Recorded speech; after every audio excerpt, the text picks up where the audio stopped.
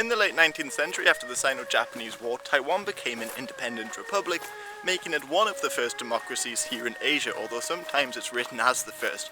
But I've mentioned the Republic of Itso and the likes in Japan before, so I won't dwell on that.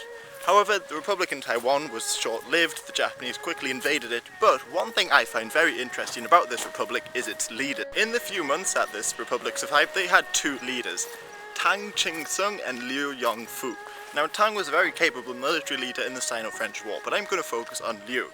He also was a very capable leader, but he led the Black Flag Army, an army of bandits and brigands that emerged after the Taiping Rebellion. Now, in the aftermath of the Taiping Rebellion, the government tried their best to crush banditry, so the Black Flag group moved to Vietnam, where they helped the government crush a couple uprisings, but they also began to target European ships in the rivers.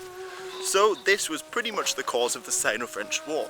And they won a couple battles, but ultimately they were defeated. So Liu wasn't a native to Taiwan, in fact he was a hacker from the mainland. But this brings me to my next point. Although China isn't famous for being democratic, the Chinese abroad, especially the hacker, set up some very early republics in the 18th century in Borneo. The most famous of these Kongsi republics was the Lanfan Republic, and there were many of them, but some of them were so small it's hard to compare them to Western ideas of democracy as we know them today. But they were set up by Chinese labourers who were imported to Borneo to come work in the mine. But they were democratic and independent. In fact, sometimes there were wars between the different republics. However, it all ended when the Dutch came in and invaded shortly before the Sino-Japanese War. So they lasted over a century. However, they kept very few records, or at least very few records survive. So very little is known about how they operated.